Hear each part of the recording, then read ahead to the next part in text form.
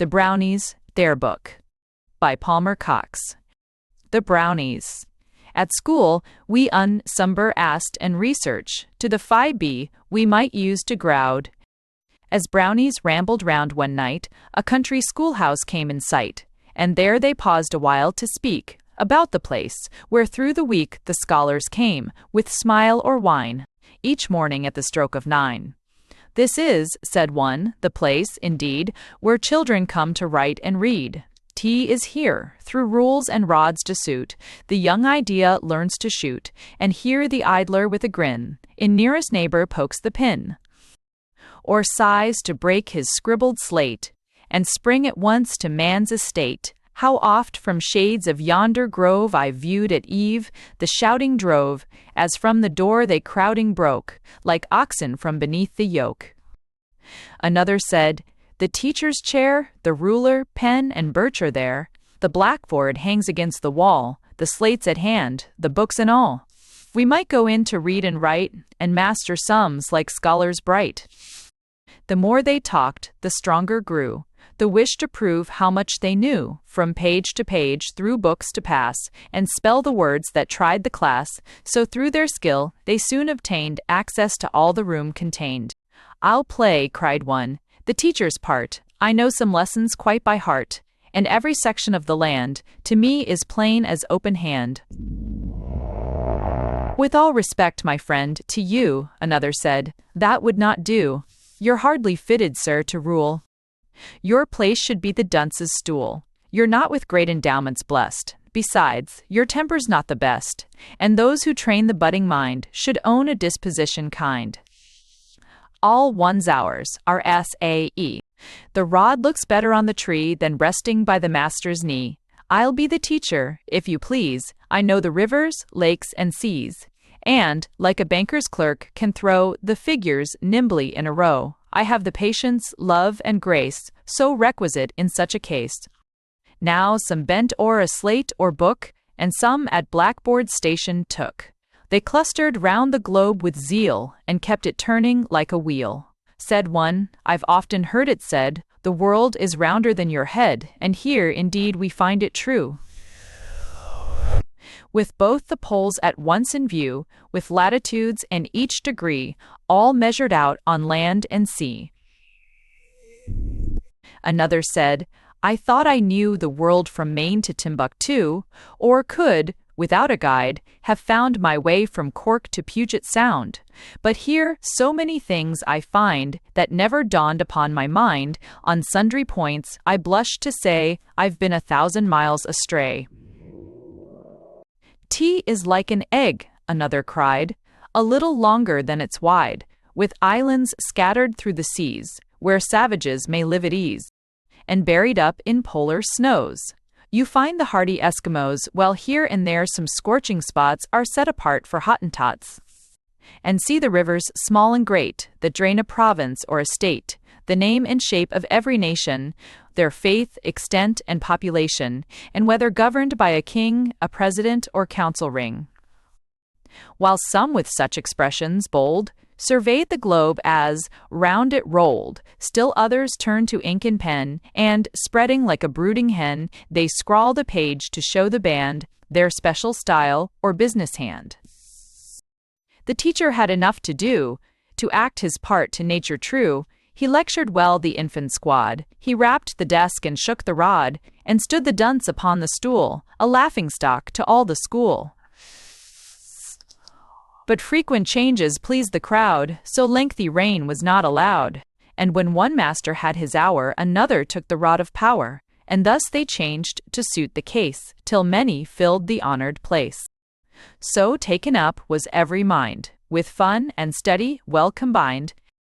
They noticed not the hours depart, until the sun commenced to dart, a sheaf of lances, long and bright, above the distant mountain height. Then from the schoolroom, in a heap, they jumped and tumbled 20 deep, in eager haste to disappear, in deepest shades of forests near.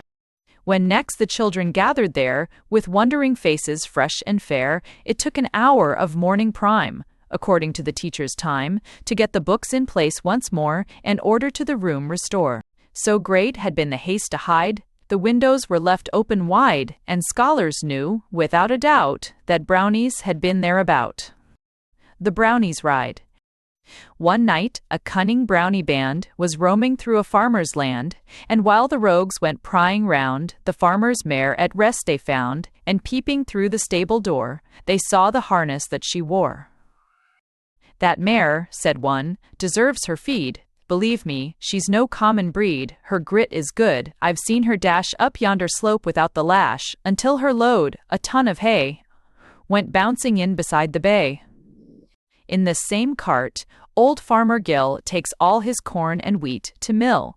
It must be strong, though rude and rough. It runs on wheels, and that's enough. So quote. Now, Brownies seldom idle stand, when there's a chance for fun at hand. So plans were laid without delay. The mare was dragged from oats and hay, the harness from the peg they drew, and everyone to action flew. It was a sight one should behold, to see them working, young and old, two wrinkled elves, like leather browned, whose beards descended near the ground, along with youngsters did their best, with all the ardor of the rest. While some prepared a rein or trace, another slid the bit in place, more buckled bands with all their might, or drew the harness close and tight. When every strap a buckle found, and every part was safe and sound, then round the cart the Brownies flew. The hardest task was yet to do. It often puzzles bearded men, though o'er and o'er performed again. Some held the shafts to steer them straight, more did their best to balance weight, while others showed both strength and art in backing Mag into the cart. At length the heavy job was done, and horse and cart moved off as one. Now down the road the gentle steed was forced to trot at greatest speed. A merrier crowd than journeyed there was never seen at Dublin Fair. Some found a seat, while others stood or hung behind as best they could, while many, strung along astride, upon the mare enjoyed the ride. The night was dark. The lucky elves had all the turnpike to themselves. No surly keeper barred the way, for use of road demanding pay, nor were they startled by the cry of robbers shouting, "Stand or die." Across the bridge and up the hill, and through the woods to Warren's Mill, a lengthy ride, 10 miles at least. Without a rest they drove the beast, and then were loath enough to rein old Mag around for home again. Nor was the speed, returning, slow. The mare was more inclined to go, because the feed of oats and hay, unfinished in her manger, lay. So through the yard she wheeled her load, as briskly as she took the road. No time remained to then undo the many straps which tight they drew. For in the east the reddening sky gave warning that the sun was nigh. The halter rope was quickly wound about the nearest post they found. Then off they scampered, left and right, and disappeared at once from sight. When Farmer Gill that morning fair came out and viewed his jaded mare, I may not here in verse repeat his exclamations all complete. He gnashed his teeth and glared around, and struck his fists and stamped the ground, and chased the dog across the farm because it failed to give alarm. "I'd give a stack of hay," he cried, "to catch the rogue who stole the ride." But still a wry suspicion flew. Who stole the ride he never knew. The Brownies on skates.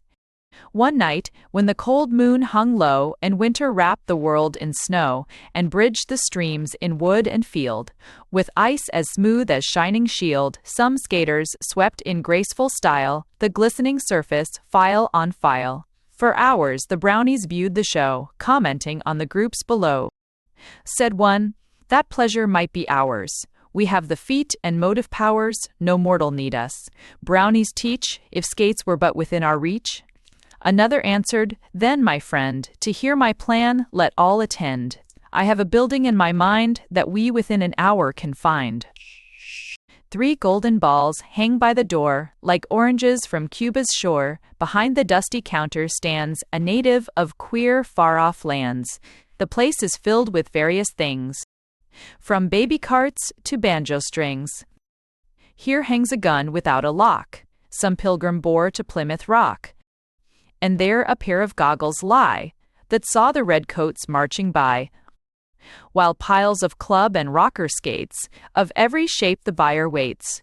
Though second-hand, I'm sure they'll do, and serve our wants as well as new.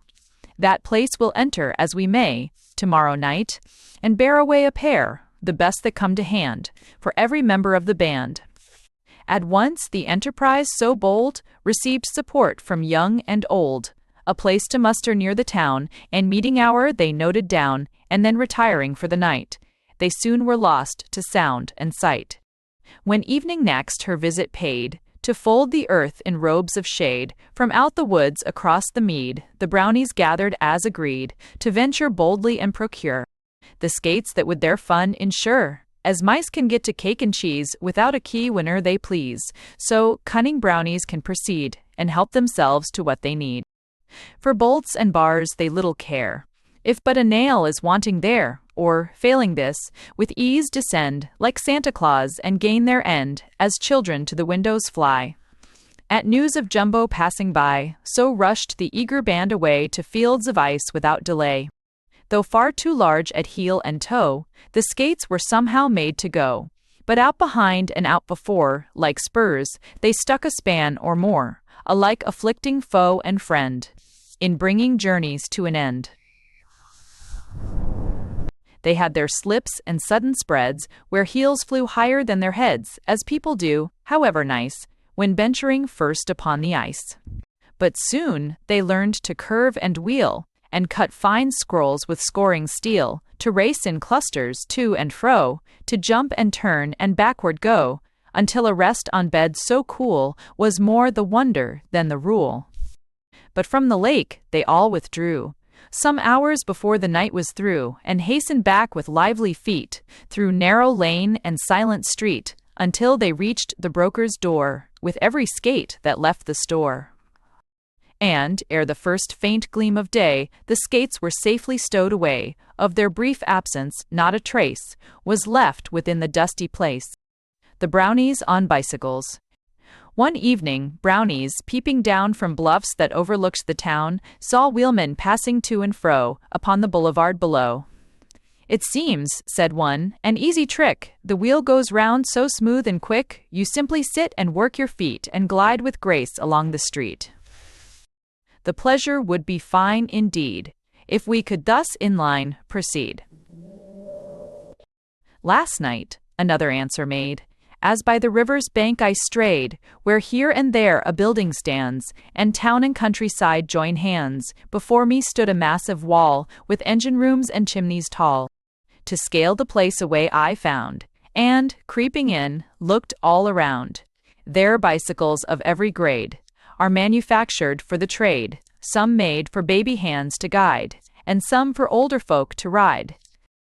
Though built to keep intruders out, with shutters thick and casings stout, I noticed 20 ways or more, by roof, by window, wall, and door, where we, by exercising skill, may travel in and out at will."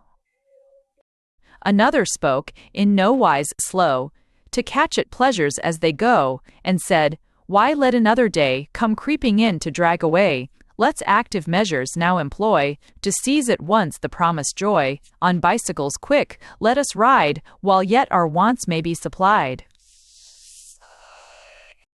So, when the town grew hushed and still, the Brownies ventured down the hill, and soon the band was drawing nigh, the building with the chimneys high. When people lock their doors at night, and double bolt them left and right, on think through patents, new and old, to leave the burglars in the cold, the cunning Brownies smile, to see the springing bolt and turning key, for well they know if fancy leads their band to venture daring deeds, the miser's gold, the merchant's ware, to them is open as the air. Not long could door or windows stand fast, locked before the Brownie band, and soon the bicycles they sought, from every room and bench were brought. The robes ere long began to show as many colors as the bow, for paint and varnish lately spread besmeared them all from foot to head. Some turned to jaybirds in a minute, and some as quick might shame the linnet, while more with crimson-tinted breast seemed fitted for the robin's nest. But whether red or green or blue, the work on hand was hurried through. They took the wheels from blacksmith fires, though wanting bolts and even tires, and rigged the parts with skill and speed, to answer well their pressing need. And soon enough were made complete, to give the greater part a seat, and let the rest through cunning find some way of hanging on behind. And then no spurt along the road, or round the yard their courage showed, but 20 times a measured mile. They whirled away in single file, or bunched together in a crowd, if width of road or skill allowed. At times, while rolling down the grade, collisions some confusion made, for every member of the band at steering wished to try his hand, though some, perhaps, were not designed for labor of that special kind. But Brownies are the folk to bear misfortunes with unruffled air, so on through rough and smooth they spun, until the turning point was won. Then back they wheeled, with every spoke, an hour before the thrush awoke. The Brownies at lawn tennis. One evening, as the woods grew dark, the Brownies wandered through a park, and soon a building, quaint and small, appeared to draw the gaze of all. Said one, "This place contains, no doubt, the tools of workmen hereabout." Another said, "You're quite astray, the workmen's tools are miles away. Within this building may be found the fixtures for the tennis ground. A meadow near, both long and wide, for half the year is set aside, and marked with many a square and court, for those who love the royal sport. On afternoons assembled there, the active men and maidens fair, keep up the game until the day has faded into evening gray. In other lands than those we tread, I played the game," another said, "and proved my skill and muscle stout, as servers and as striker out. The lock that hangs before us there bears witness to the keeper's care, and tramps or burglars might go by, if such a sign should meet the eye. But we, who laugh at locks or law designed to keep mankind in awe, may praise the keeper's cautious mind, but all the same an entrance find."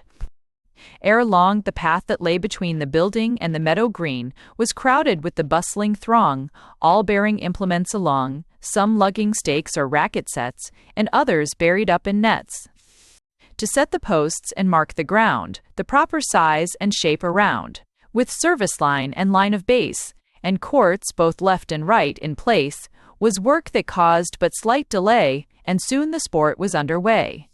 And then a strange and stirring scene was pictured out upon the green.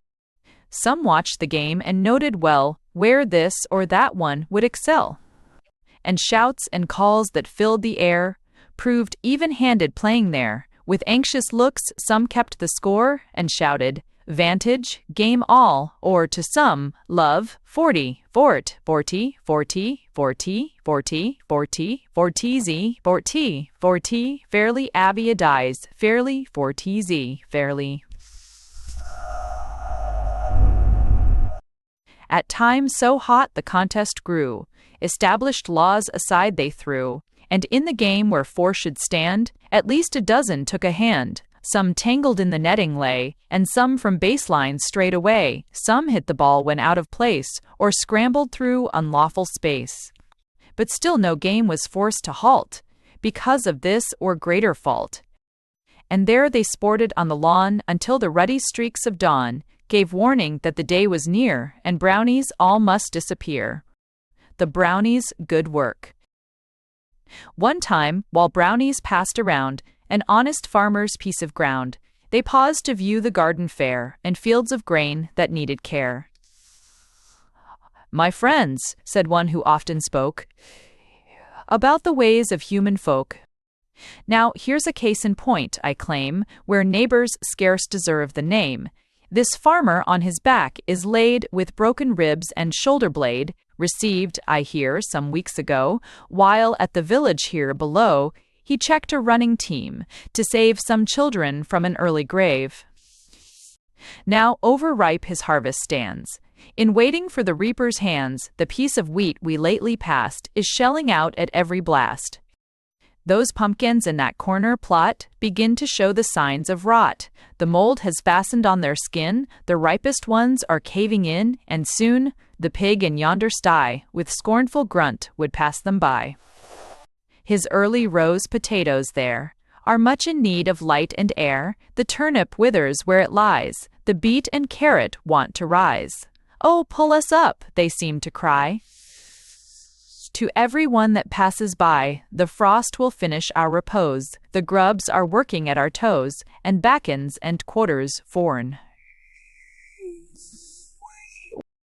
Unless you come and save us soon, will not be worth a picayune.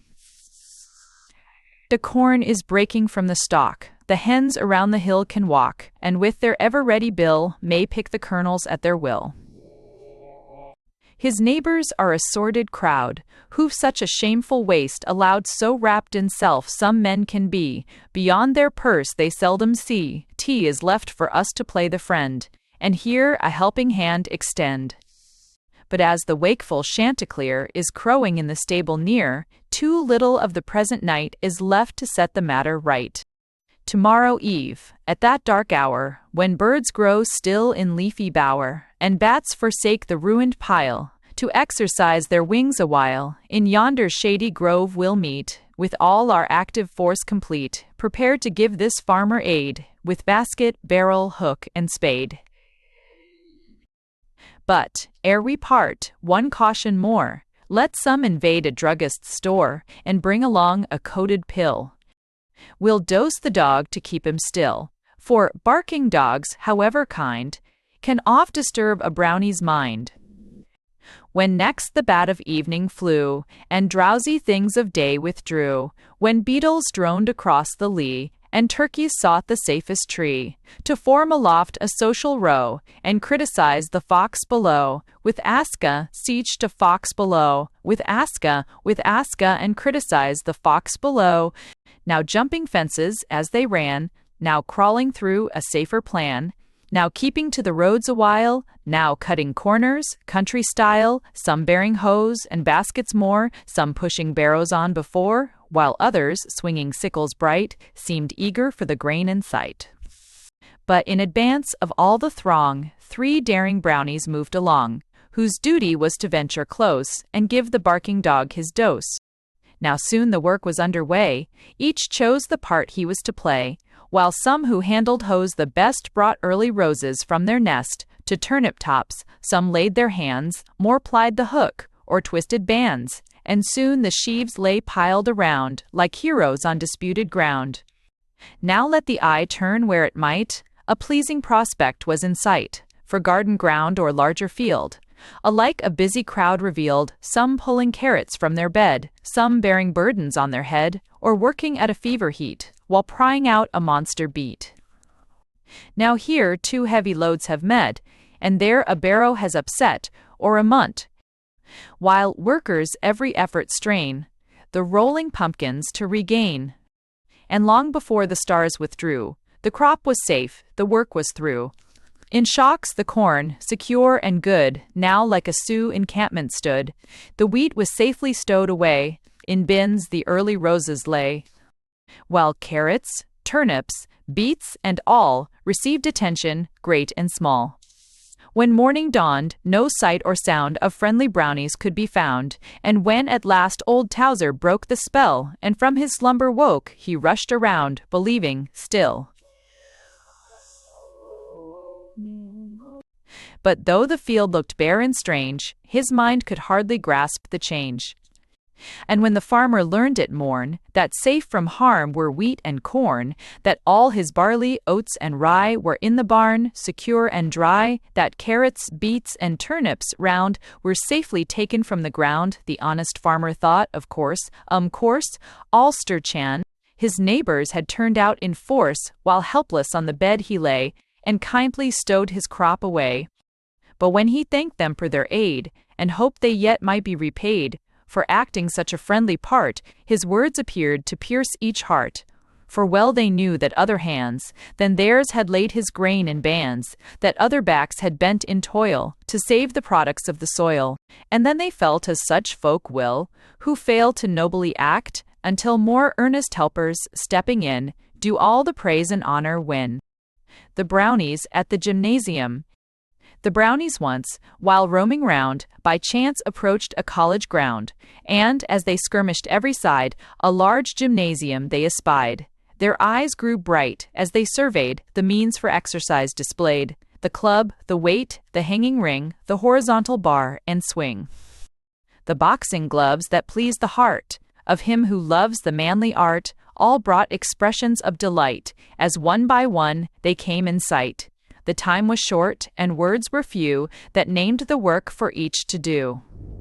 Their mystic art, as may be found on pages now in volumes bound, was quite enough to bear them in, through walls of wood and roofs of tin.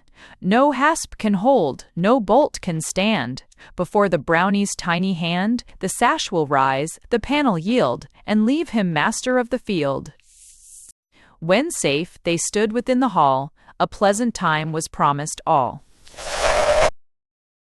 Said one, "The clubs let me obtain, that Indians use upon the plain, and here I'll stand to test my power, and swing them around my head an hour. Though not the largest in the band, I claim to own no infant hand, and muscle in this arm you'll meet, that well might grace a trained athlete." 2 goats once blocked a mountain pass, contending o'er a tuft of grass. Important messages of state forbade me there to stand and wait. Without a pause the pair I neared, and seized the larger by the beard, I dragged him from his panting foe, and hurled him to the plain below.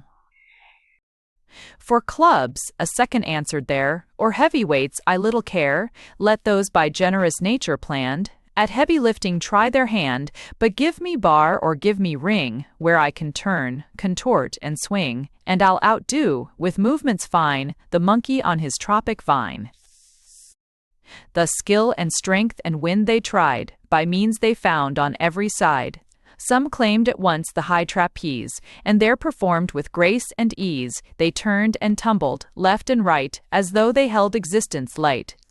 At times a fingertip was all between them and a fearful fall. On strength of toes they now depend, or now on coat-tails of a friend. And had that cloth been less than best that looms could furnish, east or west, some members of the Brownie race might now be missing from their place. But fear, we know, scarce ever finds a home within their active minds, and little danger they could see in what would trouble you or me. Some stood to prove their muscle strong, and swung the clubs both large and long, that men who met to practice there had often found no light affair. A rope they found as round they ran, and then a tug-of-war began. First over benches, stools, and chairs, then up and down the winding stairs, they pulled and hauled and tugged around, now giving up, now gaining ground. Some lost their footing at the go, and on their backs slid to and fro, without a chance their state to mend, until the contest found an end. Their coats from tail to collar rent, showed some through trying treatment went, and more, with usage much the same, all twisted out of shape and lame, had scarce a button to their name. The judge selected for the case ran here and there about the place, with warning cries and gesture wide, and seemed unable to decide. And there they might be tugging still, with equal strength and equal will. But while they struggled, stars withdrew, and hints of morning broader grew, till arrows from the rising sun soon made them drop the rope and run. The Brownies feast. In best of spirits, blithe and free, as Brownies always seem to be, a jovial band with hop and leap were passing through a forest deep, when in an open space they spied a heavy cauldron, large and wide, where woodmen, working at their trade, a rustic boiling place had made. "My friends," said one, "a chance like this no cunning Brownie band should miss. All unobserved we may prepare, and boil a pudding nicely there.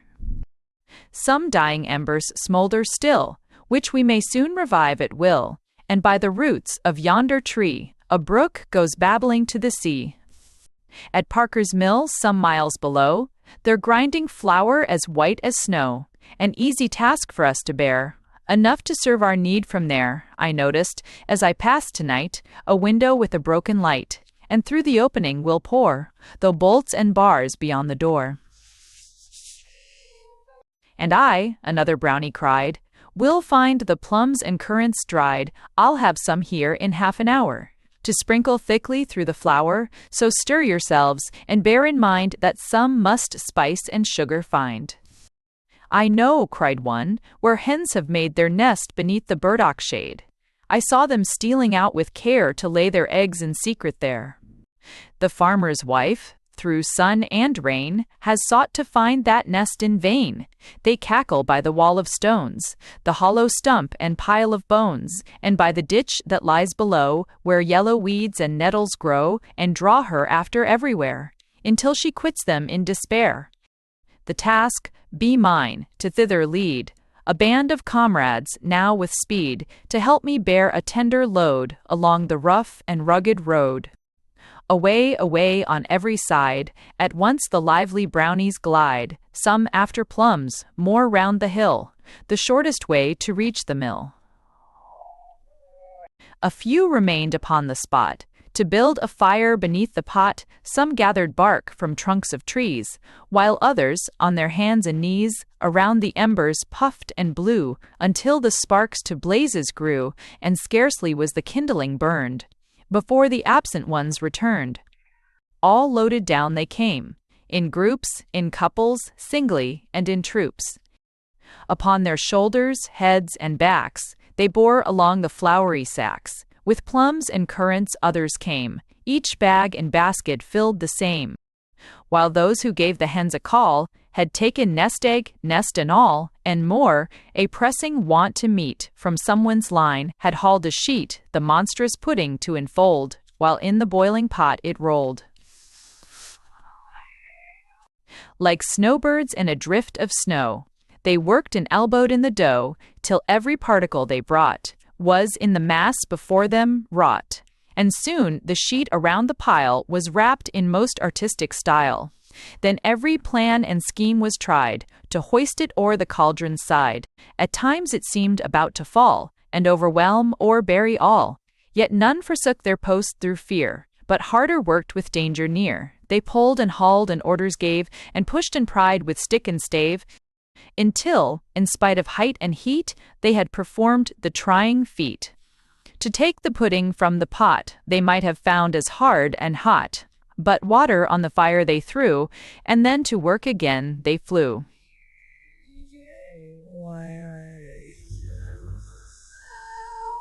And soon the steaming treasure sat upon a stone both broad and flat, which answered for a table grand, when nothing better was at hand.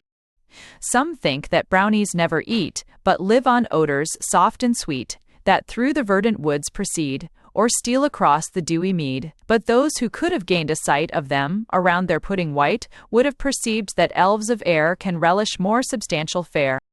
They clustered close and delved and ate, without a knife, a spoon, or plate, some picking out the plums with care, and leaving all the pastry there, while some let plums and currants go, but paid attention to the dough. The purpose of each brownie's mind was not to leave a crumb behind, that, when the morning sun should shine through leafy tree and clinging vine, no traces of their sumptuous feast it might reveal to man or beast, and well they gauged what all could bear, when they their pudding did prepare, for when the rich repast was done, the rogues could neither fly nor run. The brownies tobogganing. One evening, when the snow lay white on level plain and mountain height, the brownies mustered, one and all, in answer to a special call. All clustered in a ring, they stood within the shelter of the wood, while earnest faces brighter grew at thought of enterprises new. Said one, "It seems that all the rage, with humankind of every age, is on toboggans swift to slide down steepest hill or mountainside.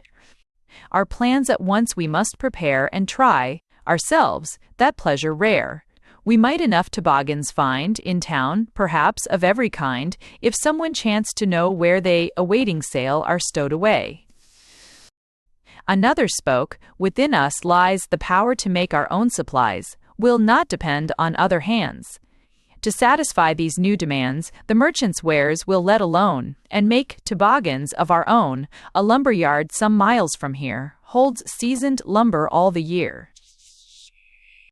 There pine and cedar may be found, and oak and ash are piled around. Some boards are thick and some are thin, but all will bend like sheets of tin.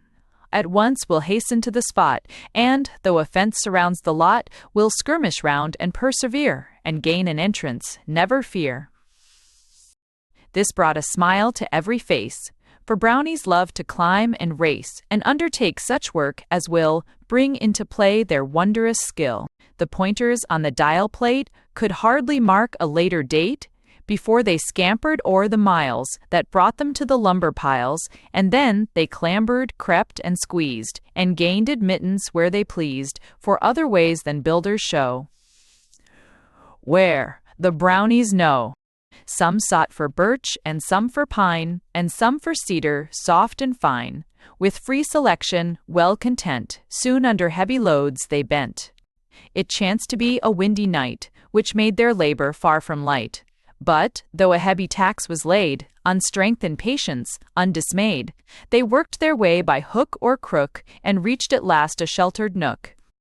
Then lively work the crowd began, to make toboggans true to plan. The force was large, the rogues had skill, and hands were willing. Better still, so here a twist and there a bend soon brought their labors to an end.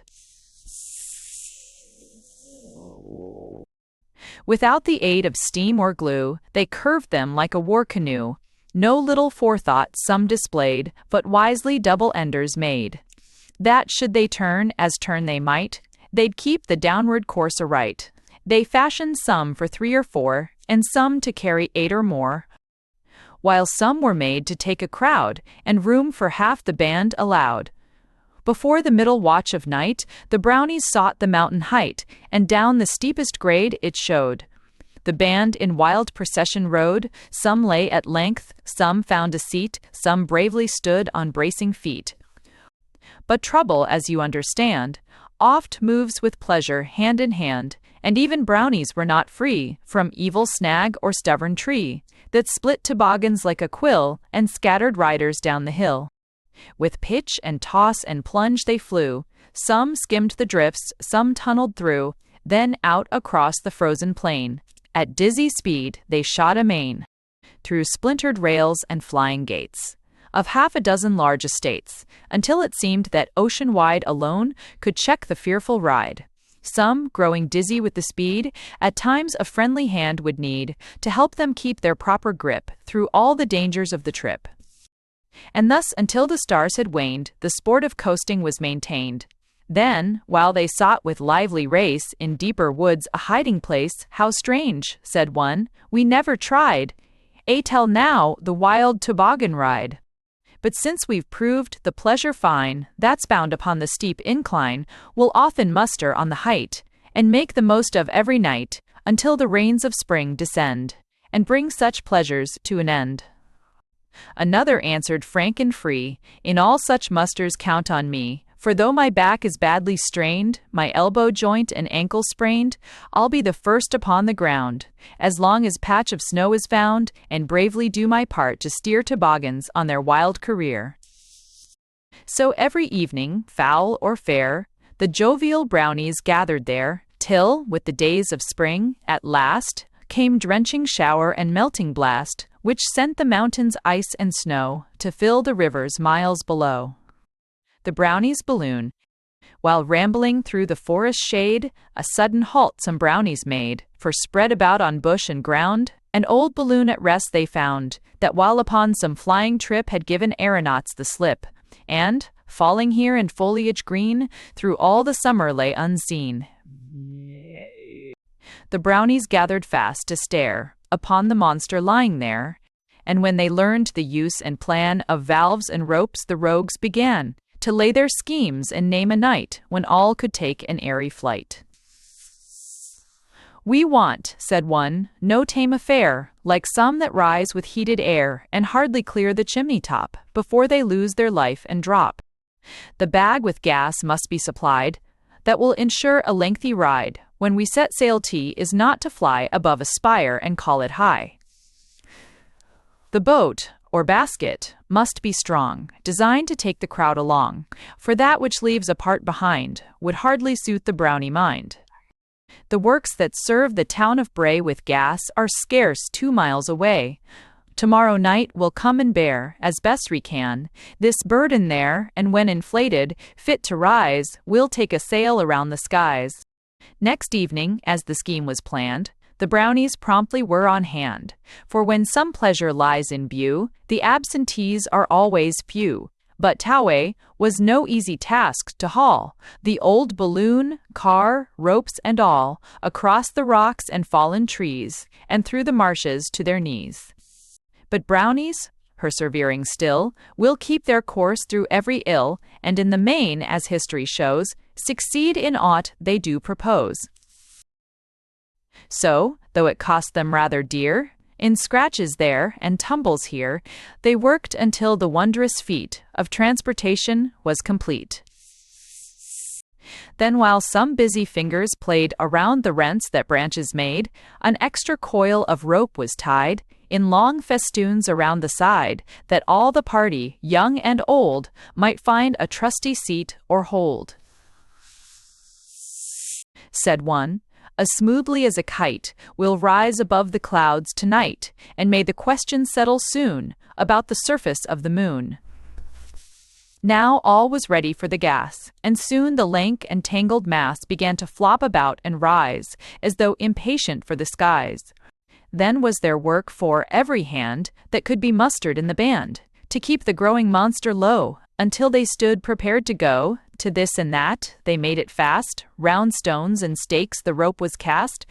But strong it grew and stronger still, as every wrinkle seemed to fill, and when at last it bounded clear, and started on its wild career, a rooted stump and garden gate it carried off as special freight. Though all the Brownies went apart were not in proper shape to start. Arrangements hardly were complete. Some wanted room and more a seat, while some in acrobatic style must put their trust in toes a while. But Brownies are not hard to please, and soon they rested at their ease. Some found support, both safe and strong, upon the gate that went along. By some the stump was utilized, and furnished seats they highly prized. Now, as they rose, they ran afoul of screaming hawk and hooting owl, and flitting bats that hooked their wings at once around the ropes and strings, as though content to there abide, and take the chances of the ride. On passing through a heavy cloud, one thus addressed the moistened crowd, although the earth from which we rise now many miles below us lies, to sharpest eye, strain as it may, the moon looks just as far away. On Polly, the earth is good enough for me. Another said, with grassy lea and shady groves of songsters full, will someone give the valve a pull? And soon they all were well content to start upon a mild descent. But once the gas commenced to go, they lost the power to check the flow. The more they tried control to gain, the more it seemed to rush amain. Then some began to wring their hands, and more to volunteer commands, while some were craning out to view what part of earth their wreck would strew, a marshy plain, a rocky shore, or ocean with its sullen roar. It happened as they neared the ground, a rushing gale was sweeping round, that caught and carried them with speed across the forest and the mead.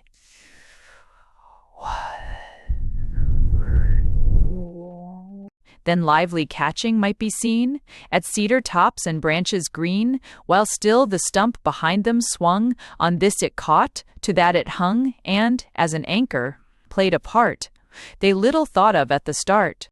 At length, in spite of sweeping blast, some friendly branches held them fast, and then, descending, safe and sound, the daring Brownies reached the ground. But in the treetop on the hill, the old balloon is hanging still, and saves the farmers on the plain from placing scarecrows in their grain. The Brownies canoeing. As day in shades of evening sank, the Brownies reached a river bank, and there a while stood gazing down at students from a neighboring town, whose light canoes charmed every eye. As one by one they floated by, said one, we'll follow as they go until they gain the point below. There stands a house, but lately made, wherein the club's effects are laid. We'll take possession after dark, and in these strange affairs embark. They all declared, at any cost, a chance like this should ne'er be lost, and keeping well the men in sight, they followed closely as they might. The moon was climbing o'er the hill, the owl was hooting by the mill, when from the building on the sands the boats were shoved with willing hands. A shadow, model some explored, and then well pleased they rushed on board. The open, Peterborough too, found its supporters and a crew. The Indian birch bark seemed too frail, and lacked the adjunct of a sail, yet of a load it did not fail, for all the boats were in demand, as well those which with skill were planned by men of keenest judgment ripe, as those of humbler home-made type, and soon away sailed all the fleet with every Brownie in his seat. The start was promising and fine, with little skill and less design. They steered along as suited best, and let the current do the rest. All nature seemed to be aware that something strange was stirring there. The owl to-wooed, the raven croaked, the mink and rat with caution poked their heads above the wave aghast, while frogs a look of wonder cast, and held their breath till all had passed. As every stream will show a bend, if one explores from end to end, so every river, great and small, must have its rapids and its fall, and those who on its surface glide o'er rough as well as smooth must ride. The stream whereon had started out the Brownie band in gleeful rout was wild enough to please a trout. At times it tumbled on its way o'er shelving rocks and boulders gray. At times it formed from side to side a brood of whirlpools deep and wide, that with each other seemed to vie, as fated objects drifted nigh. Ere long each watchful Brownie there of all these facts grew well aware, some losing faith, as people will, in their companions' care or skill, would seize the paddle for a time, until a disapproving chime of voices made them rest their hand, and let still others take command. But, spite of current, whirl, or go, in spite of hungry tribes below, the eel, the crawfish, leech, and pout, that watched them from the starting out, and thought each moment flitting by might spill them out a year's supply, the Brownies drifted onward still, and though confusion baffled skill, canoes throughout the trying race kept right side up in every case. But sport that traveled hand in hand with horrors hardly pleased the band, as pallid cheek and popping eye on every side could testify, and all agreed that wisdom lay in steering home without delay. So, landing quick, the boats they tied to roots or trees as chance supplied, and plunging in the woods profound, they soon were lost to sight and sound.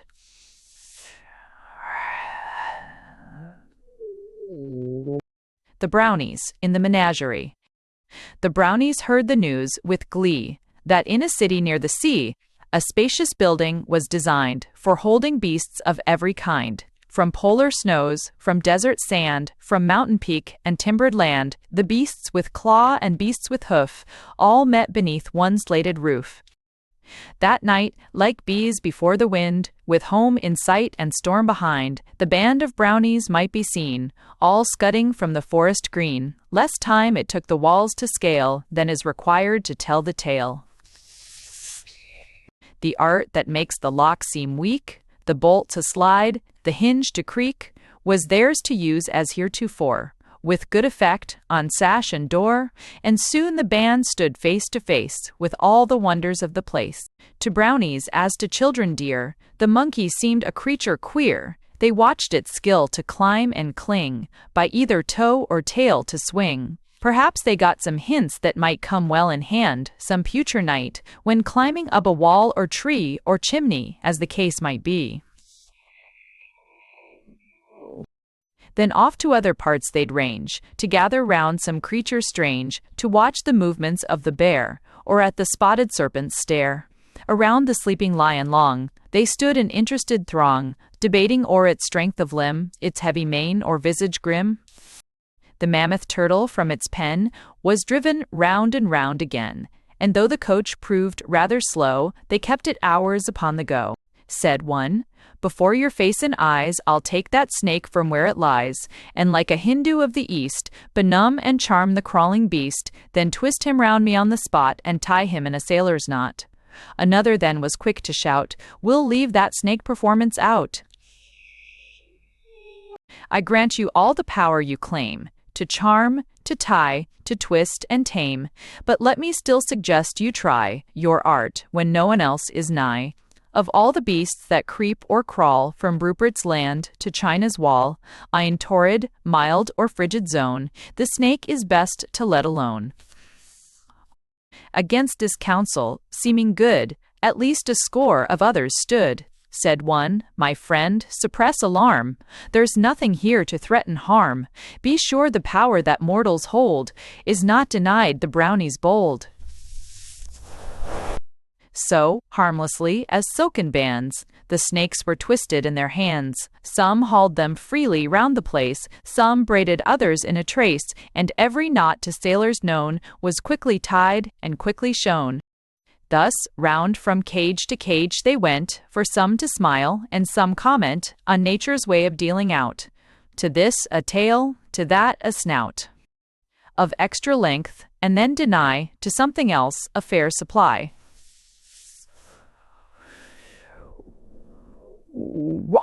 But when the bear and tiger growled, and wolf and lynx in chorus howled, and starting from its broken sleep, the lion rose with sudden leap, and, bounding round the rocking cage, with lifted mane, roared loud with rage, and thrust its paws between the bars, until it seemed to shake the stars. A panic seized the Brownies all, and out they scampered from the hall, as if they feared incautious men had built too frail a prison pen. The Brownies' Circus. One night, the circus was in town, with tumbling men and painted clown, and Brownies came from forest deep, around the tent to climb and creep, and through the canvas as they might, of inner movements gain a sight. Said one, "A chance we'll hardly find, that better suits the Brownie mind.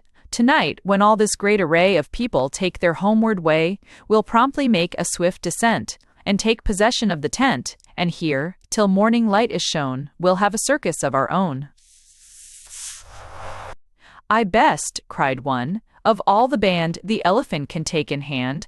I noticed how they led him round, and marked the place he may be found. On me you may depend to keep the monster harmless as a sheep."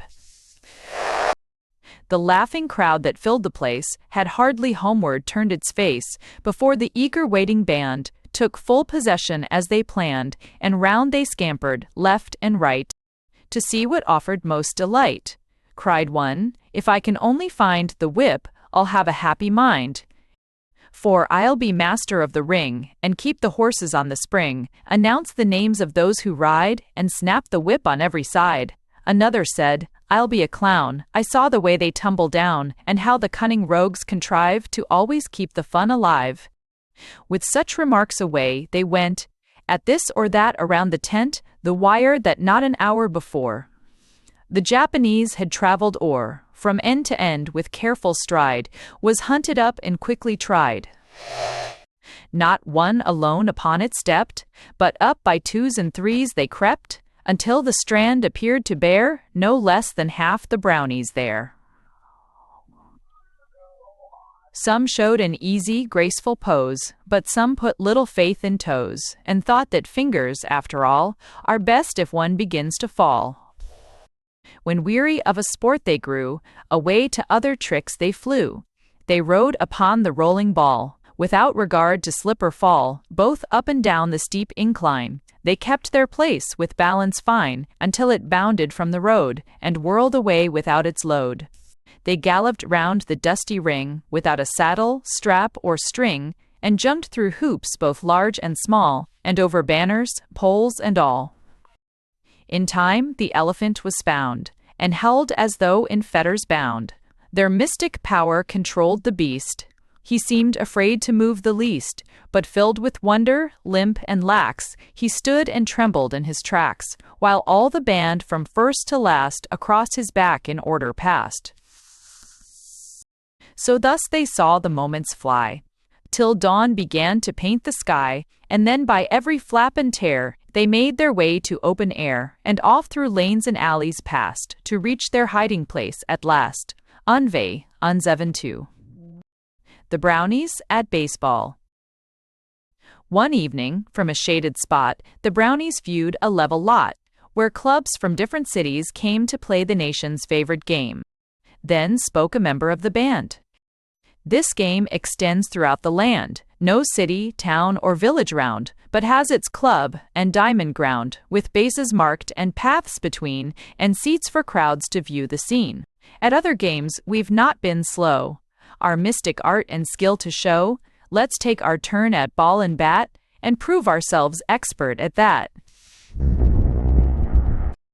Another answered, I have planned a method to equip our band. There is a firm in yonder town, whose goods have won them wide renown. Their special branch of business lies in sending forth these club supplies. The balls are wound as hard as stones, the bats are turned as smooth as bones, and masks are made to guard the nose of him who fears the batter's blows, or stops the pitcher's curbs and throws. To know the place such goods to find is quite enough for Brownie kind. When hungry bats came forth to wheel round eaves and find their evening meal, the cunning Brownies sought the store, to work their way through sash and door, and soon their beaming faces told success had crowned their efforts bold. A goodly number of the throng took extra implements along, in case of mishap on the way, or loss or breakage during play. The night was clear, the road was good, and soon within the field they stood. Then games were played without a pause, according to the printed laws. There, turnabout, each took his place, at first or third or second base, at left or right or center field, to pitch, to catch, or bat to wield, or else, as shortstop, standing by, to catch a grounder or a fly. Soon every corner of the ground its separate set of players found. A dozen games upon the green, with ins and outs might there be seen, the umpires noting all with care, to tell if hits were foul or fair. The strikes and balls to plainly shout, and say if men were safe or out, and give decision just and wise when knotty questions would arise. But many Brownies thought it best to leave the sport and watch the rest, and from the seats or fences high, they viewed the scene with anxious eye, and never failed, the contest through, to render praise when praise was due. While others, freed from games on hand, in merry groups aside would stand, and pitch and catch with rarest skill, to keep themselves in practice still. Now, double plays, and balls well curved, and base hits, often were observed, while errors were but seldom seen, through all the games upon that green. Before the flush of morn arose, to bring their contests to a close, the balls and bats in every case were carried back and put in place, and when the Brownies left the store, all was in order as before. The Brownies and the Bees. While Brownies once were rambling through a forest where tall timber grew, the hum of bees above their head to much remark and wonder led. They gazed at branches in the air, and listened at the roots with care, and soon a pine of giant size was found to hold the hidden prize. Said one, some wild bees here have made their home within the forest shade, where neither fox nor prying bear can steal the treasure gathered there. Another spoke, you're quick and bright, and as a rule judge matters right, but here, my friend, you're all astray, and like the blind mole, grope your way. I chance well to remember still, how months ago, when up the hill, a farmer near, with bell and horn, pursued a swarm one sunny morn. The fearful din the town awoke, the clapper from his bell he broke, but still their queen's directing cry. The bees heard o'er the clamor high, and held their bearing for this pine, as straight as runs the county line, with taxes here and failures there, the man can ill such losses bear. In view of this our duty's clear, tomorrow night we'll muster here, and when we give this tree a fall, in proper shape we'll hive them all, and take the queen and working throng, and lazy drones where they belong. Next evening, at the time they'd set, around the pine the Brownies met, with tools collected as they sped, from mill and shop and farmer's shed, while some, to all their wants alive, with ready hands procured a hive. Ere work began, said one, I fear, but little sport awaits us here. Be sure a trying task will find. The bee is fuss and fire combined. Let's take him in his drowsy hour, or when palavering to the flower. For bees, however wild or tame, in all lands are about the same, and those will rue it who neglect to treat the buzzer with respect. What stat? Ere long, by steady grasp and blow, the towering tree was leveled low, and then the hive was made to rest in proper style above the nest, until the queen and all her train did full and fair possession gain. Then round the hive a sheet was tied, that some were thoughtful to provide, and off on poles as best they could, they bore the burden from the wood. But trouble, as one may divine, occurred at points along the line. 'Twas bad enough on level ground, where, now and then, one exit found. But when the Brownies lacked a road, or climbed the fences with their load, then numbers of the prisoners there came trooping out to take the air, and managed straight enough to fly, to keep excitement running high. With branches broken off to suit, and grass uplifted by the root, in vain some daring Brownies tried to brush the buzzing plagues aside. Said one, whose features proved to all that bees had paid his face a call, "I'd rather dare the raging main than meddle with such things again." The noble voice, another cried, of duty still must rule and guide, or in the ditch the sun would see the tumbled hive for all of me. And when at last the fence they found that girt the farmer's orchard round, and laid the hive upon the stand, there hardly was in all the band a single Brownie who was free from some reminders of the bee. But thoughts of what a great surprise, ere long, would light the farmer's eyes, soon drove away from every brain the slightest thought of toil or pain. The Brownies on roller skates. The Brownies planned at close of day to reach a town some miles away, where roller skating, so 'twas said, of all amusements kept ahead. Said one, when deeper shadows fall, we'll cross the river, find the hall, and learn the nature of the sport, of which we hear such good report. To reach the bridge that led to town, with eager steps they hastened down, but recent rains had caused a rise. The stream was now of fearful size, the bridge was nearly swept away, submerged in parts and wet with spray. But when the cunning Brownies get their mind on some maneuver set, nor wind, nor flood, nor frost, nor fire, can ever make the rogues retire. Some walked the dripping logs with ease, while others crept on hands and knees, with movements rather safe than fast, and inch by inch the danger passed. Now, guided by the rumbling sound that told where skaters circled round, through dimly lighted streets they flew, and close about the building drew. Without delay, the active band, by spouts and other means at hand, of skill and daring furnished proof, and gained possession of the roof. Then through the skylight viewed the show, presented by the crowds below. Said one, while I survey that floor, I'm filled with longing more and more, and discontent with me will bide, till round the rink I smoothly glide. At night I've ridden through the air, where bats abide, and owls repair. I've rolled in surf of ocean wide, and coasted down the mountainside, and now, to sweep around a hall, on roller skates would crown it all. My plans, the leader answer made, are in my mind already laid. Within an hour the folk below will quit their sport and homeward go. Then will the time be ripe, indeed, for us to leave this roof with speed, and prove how well our toes and heels we may command when set on wheels. When came the closing hour at last, and people from the rink had passed, the Brownies hurried down to find the roller skates they'd left behind. Then such a scene was there as few may ever have a chance to view. Some hardly circled round the place, before they moved with ease and grace, and skated freely to and fro, upon a single heel or toe. Some coats were torn beyond repair, by catches here and clutches there, when those who felt their faith give way, groped right and left without delay. While some who strove their friends to aid, upon the floor themselves were laid, to spread confusion there awhile, as large and larger grew the pile. Some rose with fingers out of joint, or black and blue at every point, and few but felt some portion sore, from introductions to the floor. But such mishaps were lost to sight amid the common wild delight, for little plaint do brownies make, or bump or bruise or even break. But stars at length began to wane, and dawn came creeping through the pane, and much against the will of all, the rogues were forced to leave the hall. The essay. The Brownies at the Seaside.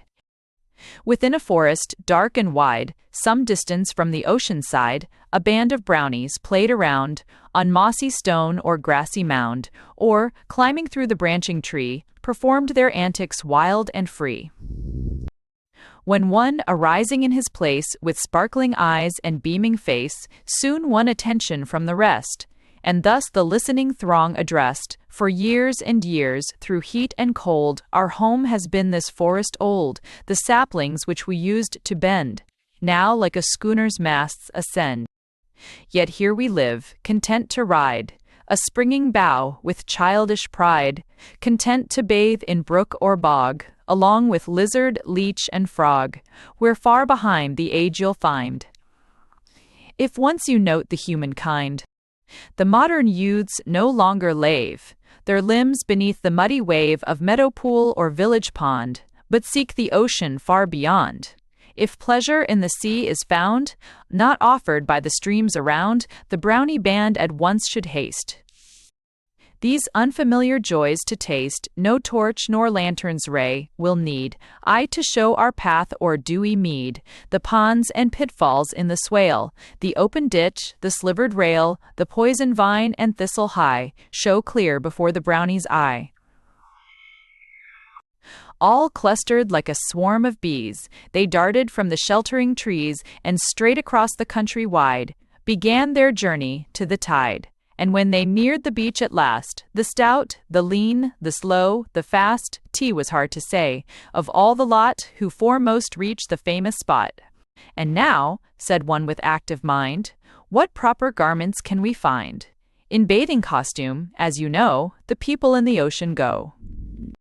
Another spoke, "For such demands the building large that yonder stands, as one can see on passing by, is full of garments clean and dry. There every fashion, loose or tight, we may secure with labor light."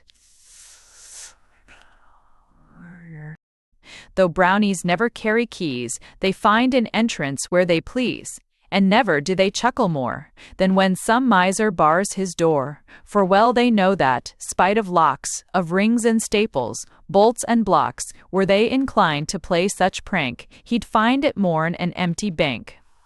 So now the crafty brownie crew soon brought the bathing suits to view, some, working on the inner side, the waiting throng without supplied. 'Twas busy work, as may be guessed. Before the band was fully dressed, some still had cloth enough to lend, though shortened up at either end. Sorty ran about to find a pin, while others rolled and puckered in, and made the best of what they found, however strange it hung around. Then, when a boat was manned with care, to watch for daring swimmers there, lest some should venture, overbold, and fall a prey to cramp and cold, a few began from piers to leap, and plunge at once in water deep, but more to shiver, shrink, and shout, as step by step they ventured out, "Its nest is doth they ventured out," while others were content to stay, in shallow surf, to duck and play along the lines that people laid, to give the weak and timid aid. It was a sight one should behold, when o'er the crowd the breakers rolled. One took a header through the wave, one floated like a chip or stave, while others there, at every plunge, were taking water like a sponge. But while the surf they tumbled through, they reckoned moments as they flew, and kept in mind their homeward race, before the sun should show his base.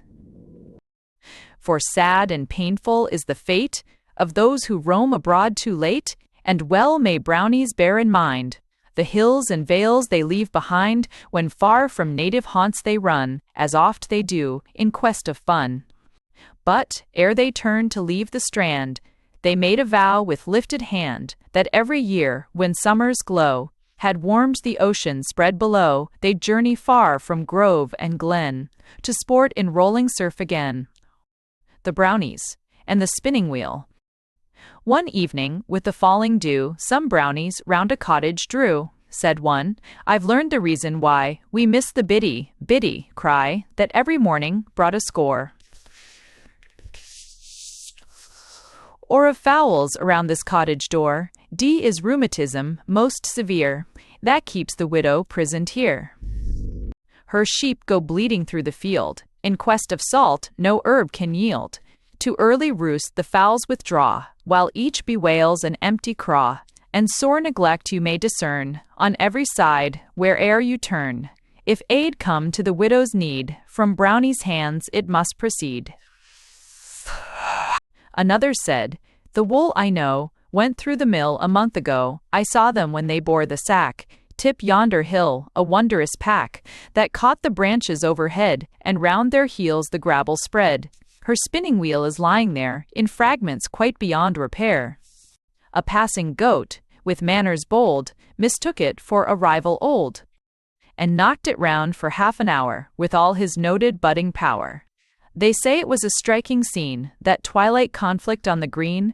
The wheel was resting on the shed, the frame around the garden spread, before the goat had gained his sight, and judged the article aright."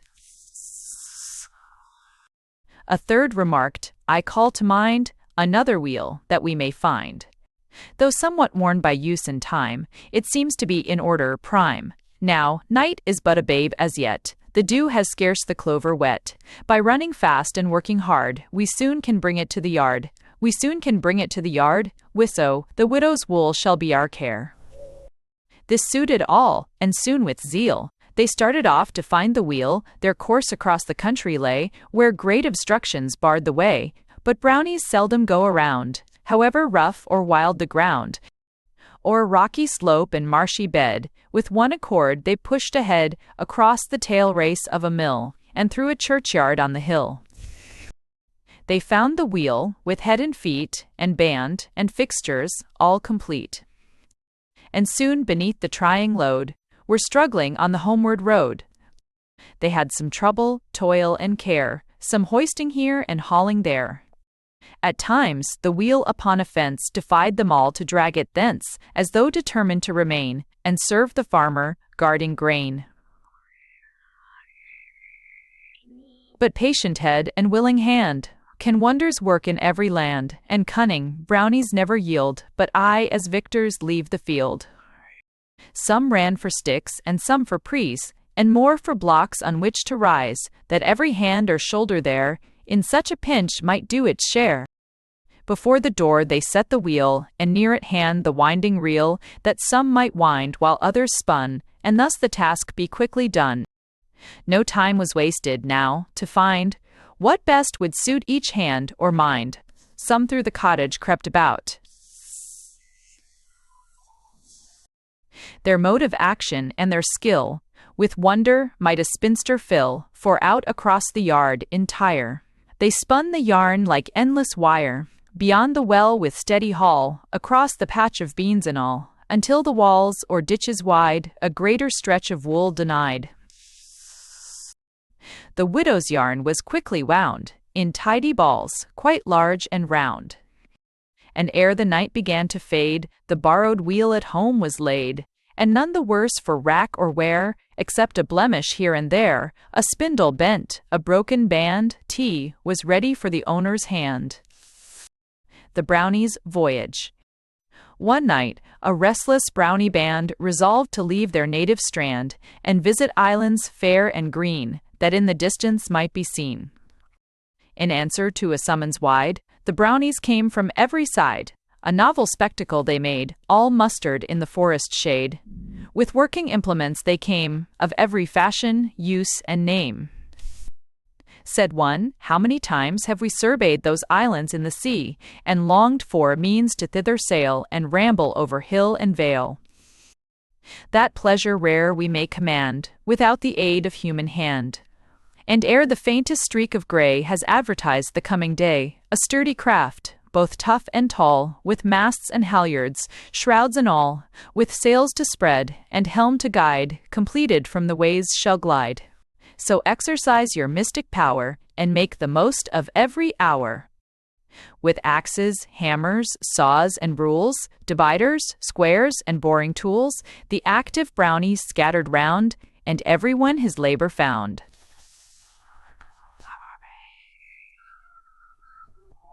Then over all they clambered soon, like bees around their hive in June.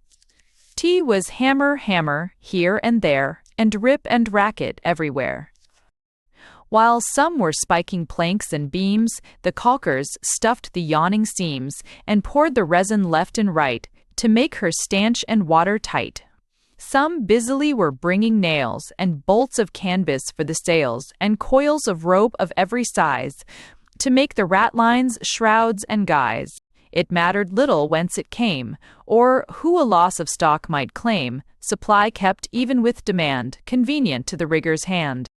T was marvelous to see how fast the vessel was together cast, until, with all its rigs and stays, it sat prepared to leave the ways. It but remained to name it now, and break a bottle on the bow, to knock the wedges from the side, and from the keel, and let it slide. And when it rode upon the sea, the brownies thronged the deck with glee, and veering round in proper style, they bore away for nearest isle. But those who will the ocean brave should be prepared for wind and wave, for storms will rise, as many know, when least we look for squall or blow.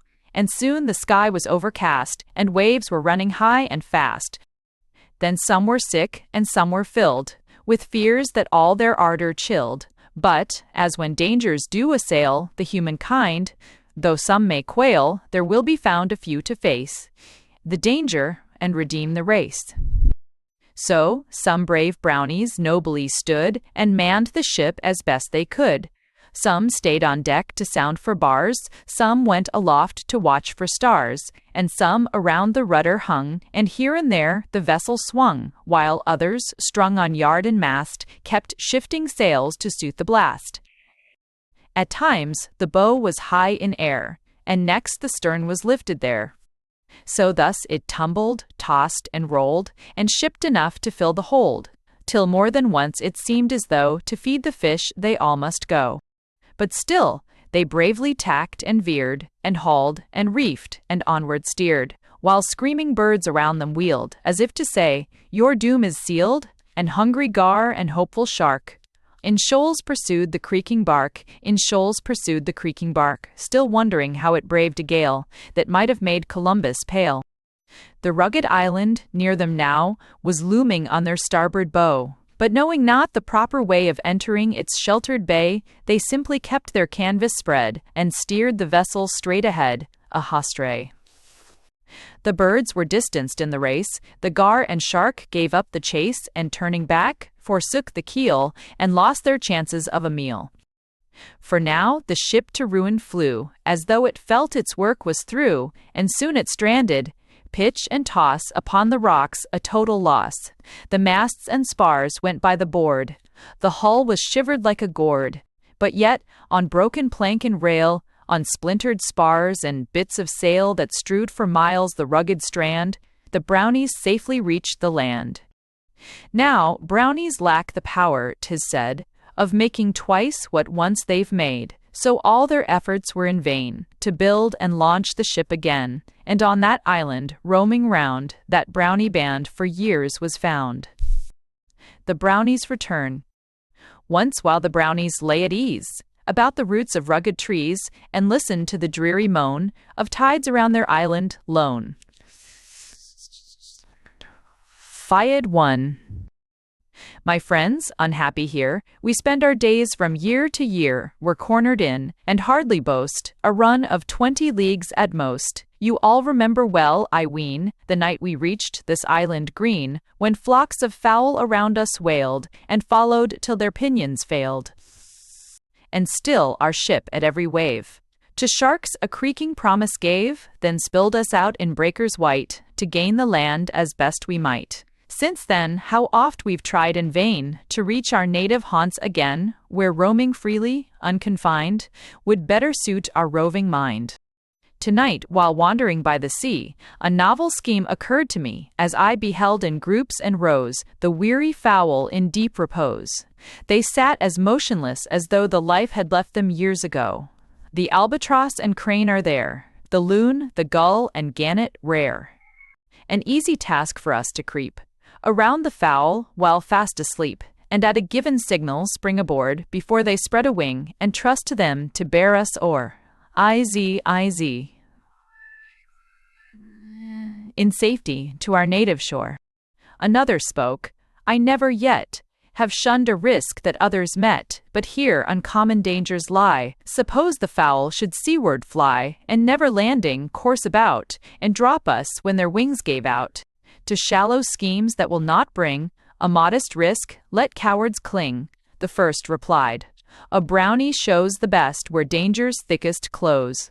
But hear me out, by sea and land their habits well I understand. When rising first they circle wide, as though the strength of wings they tried, then, steering straight across the bay, to yonder coast a visit pay. But granting they for once should be inclined to strike for open sea, the breeze that now is rising fast will freshen to a whistling blast, and landward sweeping, stronger still, will drive the fowl against their will. Now, at his heels, with willing feet, they followed to the fowl's retreat. With bated breath, they gathered round, they crawled with care along the ground. By this one paused, or that one eyed, each chose the bird he wished to ride.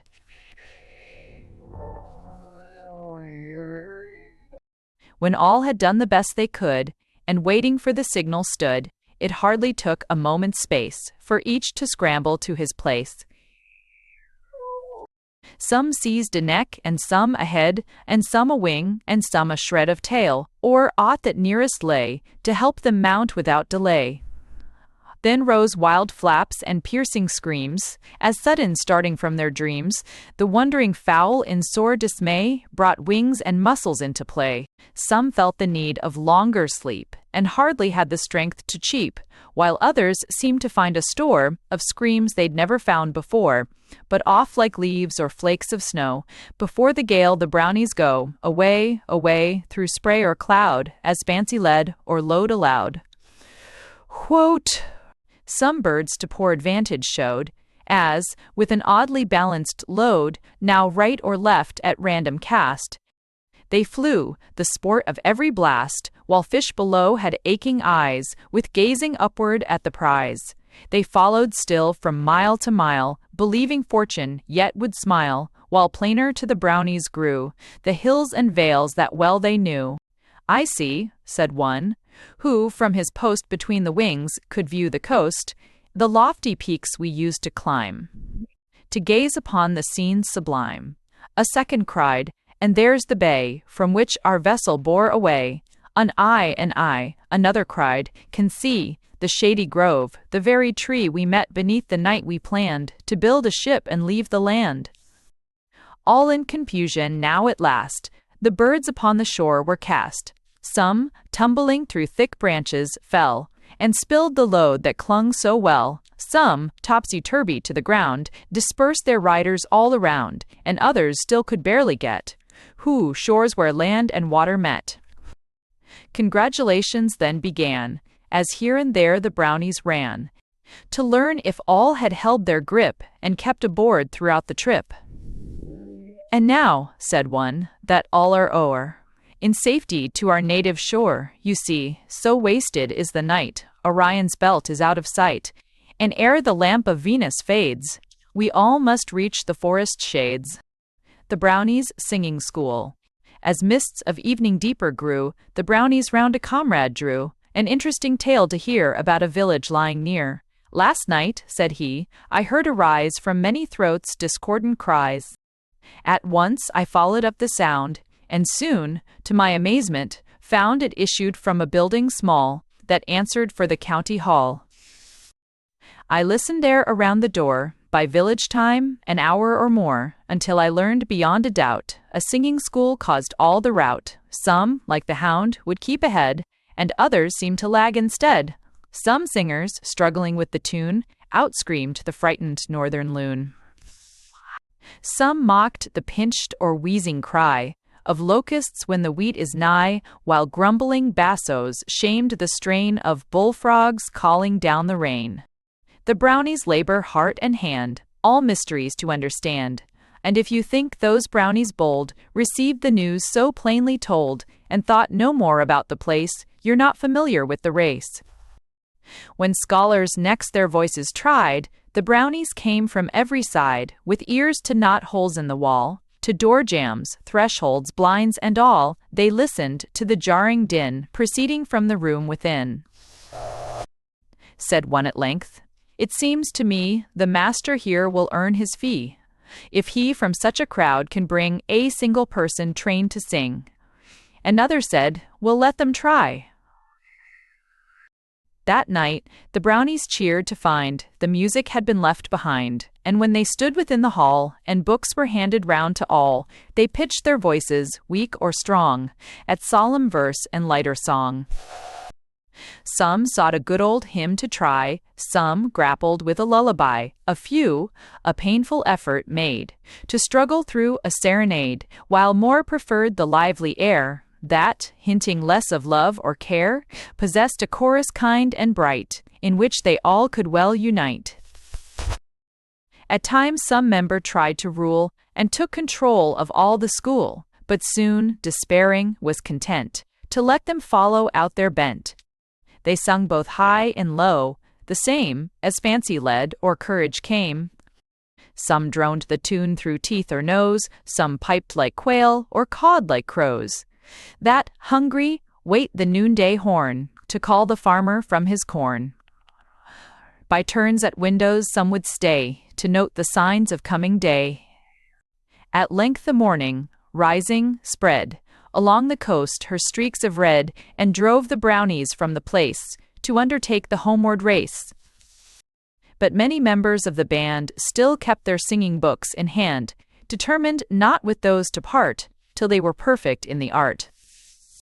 And oft in leafy forest shade, aye in after times, a ring they made, to pitch the tune and raise the voice, to sing the verses of their choice, and scare from branches overhead the speckled thrush and robin red, and make them feel the time had come, when singing birds might well be dumb. The brownies' friendly turn. One night, while snow was lying deep on level plain and mountain steep, a sheltered nook the brownies found, where conversation might go round. Said one, "The people hereabout their wood supply have taken out, but while they stripped the timber lot, the village parson they forgot. Now that good man, the story goes, as best he can, must warm his toes." Another spoke, "The way is clear, to show both skill and courage here. You're not the sort, I know, to shirk, and coward-like to flee from work. You act at once whene'er you find a chance to render service kind, nor wait to see what others do, in matters that appeal to you. This task in waiting must be done before another day has run. The signs of change are in the air, a storm is near though, skies are fair, as oft when smiles the broadest lie, the tears are nearest to the eye. To work let every brownie bend, and prove tonight the parson's friend. We'll not take oxen from the stall, that through the day must pull and haul, nor horses from the manger led, but let them take the rest they need, since mystic power is at our call, by our own selves we'll do it all. Our willing arms shall take the place of clanking chain and leathern trace, and round the door the wood we'll strew, until we hide the house from view. At once the brownies sought the ground, where fuel could with ease be found, a place where forest fires had spread, and left the timber scorched and dead, and there, throughout the chilly night, they tugged and tore with all their might, some bearing branches as their load, with lengthy poles still others strode, or struggled till they scarce could see, with logs that bent them like a V, while more from under drifts of snow removed old trees and made them go, like plows along the icy street, with half their limbs and roots complete. Some found it hard to train their log to keep its place through jolt and jog, while some, mistaking ditch for road, were almost buried with their load, and but for friends and promptest care, the morning light had found them there. The wind that night was cold and keen, and frosted brownies oft were seen. They clapped their hands and stamped their toes. They rubbed with snow each numbing nose, undrew the frost from every face, before it proved a painful case. And thus, in spite of every ill, the task was carried forward still. Some were by nature well designed for work of this laborious kind, and never felt so truly great as when half crushed beneath a weight, while wondering comrades stood aghast, and thought each step must be the last. But some were slight, and ill could bear the heavy loads that proved their share, though at some sport or cunning plan they far beyond their comrades ran. Around the house some stayed to pile the gathered wood in proper style, whichever harder work they found, as high and higher rose the mound. Above the window-sill it grew, and next the cornice hid from view, and ere the dawn had forced a stop, the pile o'erlooked the chimney-top. Some hands were sore, some backs were blue, and legs were scraped with slipping through where ice and snow had left their mark on rounded log and smoothest bark. That morning, when the parson rose, against the pane he pressed his nose, and tried the outer world to scan, to learn how signs of weather ran. But, round the house, behind, before, in front of window, shed, and door, the wood was piled to such a height, but little sky was left in sight. When next he climbed his pulpit stair, he touched upon the strange affair, and asked a blessing, rich to fall upon the heads and homes of all, who through the night had worked so hard to heap the fuel round the yard. His hearers knew they had no claim to such a blessing if it came, but whispered, "We don't understand. It must have been the Brownie band." The Brownies, 4th of July. When Independence Day was nigh, and children laid their pennies by, arranging plans how every cent should celebrate the grand event, the Brownies, in their earnest way, expressed themselves about the day. Said one, "The time is drawing near, to every freeman's heart so dear, when citizens throughout the land, from western slope to eastern strand, will celebrate, with booming gun, their liberties so dearly won." "A fitting time," another cried, "for us, who many sports have tried, to introduce our mystic art, and in some manner play a part." A third replied, with beaming face, "Trust me to lead you to a place where fireworks of every kind are made to suit the loyal mind. There Roman candles are in store, and bombs that like a cannon roar, while round the room one may behold designs of every size and mold. The wheels that turn, when all ablaze, and scatter sparks 1,000 ways, the eagle bird, with pinions spread, the busts of statesmen ages dead, and him who led his tattered band against invaders of the land, until he shook the country free from grasp of kings beyond the sea.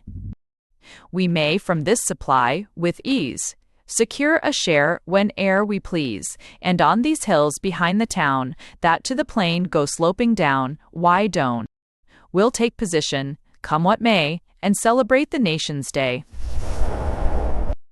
That eve, when stars began to shine, the eager band was formed in line, and, acting on the plans well laid, a journey to the town was made.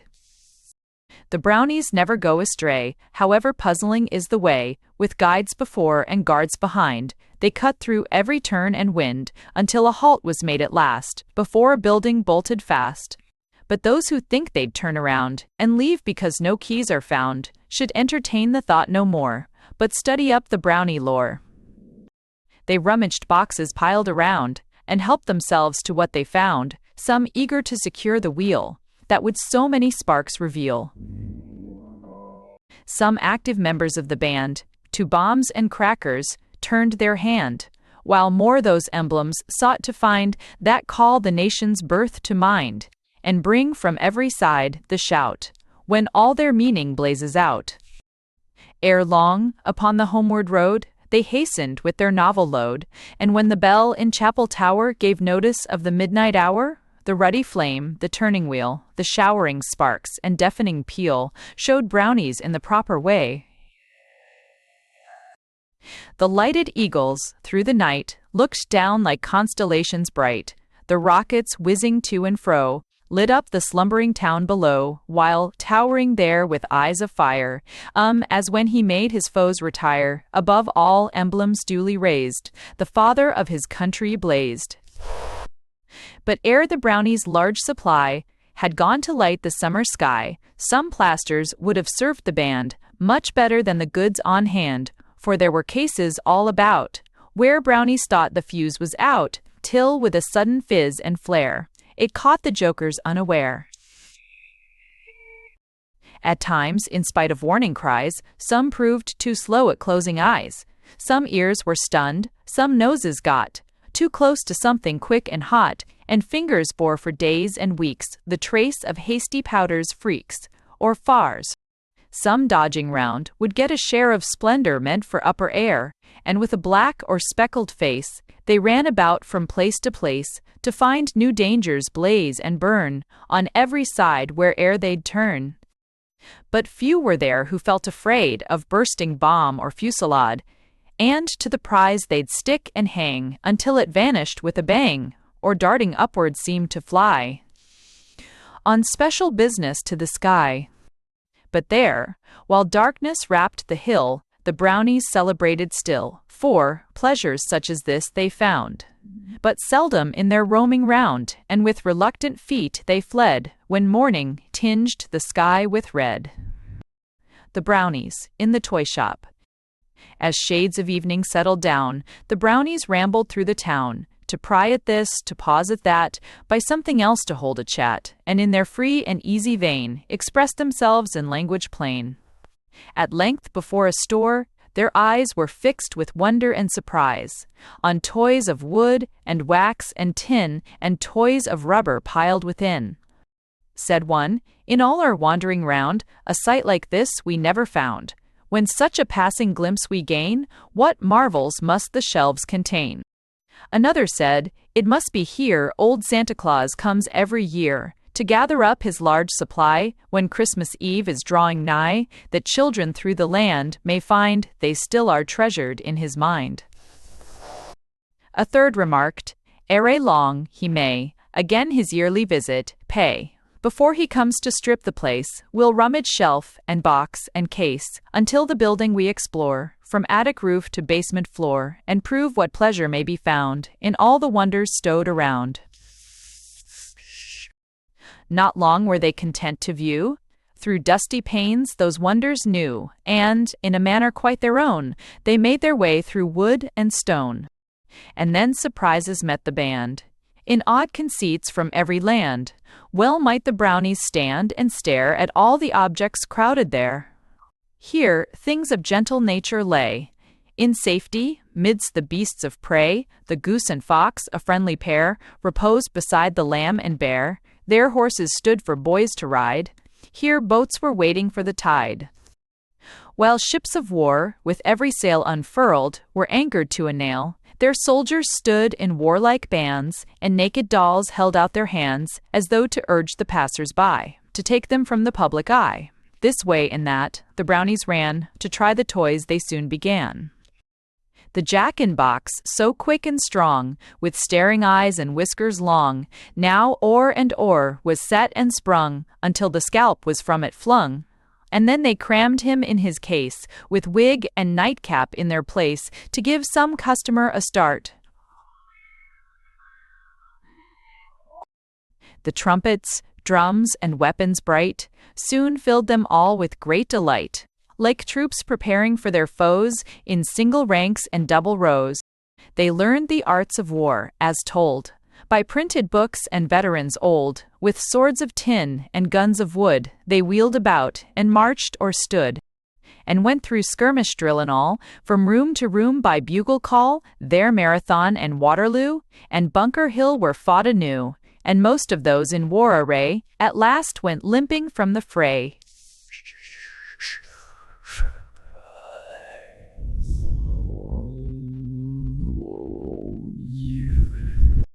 The music box poured forth an air that charmed the dullest spirits there, till, yielding to the pleasing sound, they danced with dolls a lively round. Their fish were working tail and fin, In seas confined by wood and tin, the canvas shark and rubber whale seemed ill-content in dish or pail, and leaving all obstructions or performed their antics on the floor. Some found at marbles greatest fun, and still they played and still they won, until they claimed as winners all the shop could furnish, large and small. More gave the singing tops no rest, but kept them spinning at their best, until some wonder, strange and new, to other points attention drew. Ah!